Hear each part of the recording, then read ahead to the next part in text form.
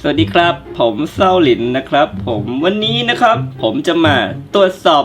ฟันของผมเองแล้วก็บรรดาพี่น้องของผมอีก2ตัวนะครับผมนี่มาดูกันผมคิดว่าหลายๆคนนั้นยังไม่เคยเห็นฟันแมวนะครับ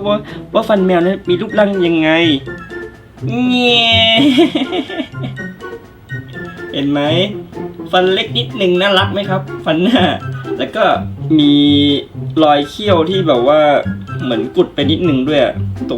งเขี้ยวบนเนี่ยเพราะว่าสลิดเนี่ยอายุ11 ปีแล้วนะก็คงผ่านการกัดแขนตะกล้องมาเยอะมากพอสมควรเลยก็เลยทำให้กุดอย่างนี้นะ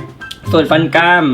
ข้างในเนี่ยจะมีลักษณะสีเหลืองๆใช่ไหมครับผมตามอายุของแมวเพราะว่าแมวบางตัวเนี่ยถ้าเกิดให้กินอาหารเปียกบ่อยๆแล้วก็ไม่เคยแปรงฟันเลยเนี่ยอาจจะเกิดหินปูนได้แต่ว่าพี่เศร้านี่ไปขูดหินปูนมาแล้วรอบนึงนะการกินอาหารเม็ดเนี่ยก็ช่วยได้เหมือนกันที่จะทำให้หินปูนเนี่ยลดจำนวนการเกิดน้อยลงต่อไปเป็นฟันของผมเอง ฟันของน้องฟูนั่นเองครับผมนี่อ๋อพี่ฟูใช่ลืมไปพี่ฟูขอดูฟันหน่อยแง่เห็นไหมครับหุยเห็นปะไม่ค่อยเห็นเลยอะเห็นไฝมากกว่านะดูดิฟูขอดูฟันหน่อยครับเขี้ยวยังแหลมอยู่นะอันนี้คือแบบยังอ๋อโอเคต่อไป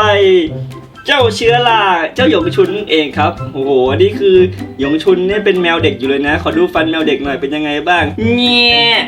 โอ้โหนี่หยงชุน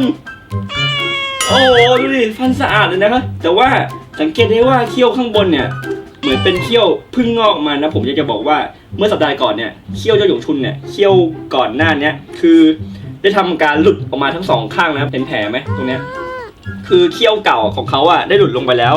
แมวเนี่ยก็มีฟันน้ำนมเหมือนกับคนเลยนะมีทั้งฟันแท้ฟันน้ำนมเมื่อฟันน้ำนมหลุดแล้วอ่ะก็จะมีฟันใหม่ขึ้นมานะอันนี้คือเขี้ยวที่แบบพึ่งงอกมาฟันของเจ้าหยงเนี่ยใหญ่กว่าของพี่เซอร์อีกนะอาจจะเป็นเพราะสายพันธุ์หรือเปล่าผมไม่แน่ใจนะเพราะว่าเจ้าหยงเนี่ยเป็นแมวไทย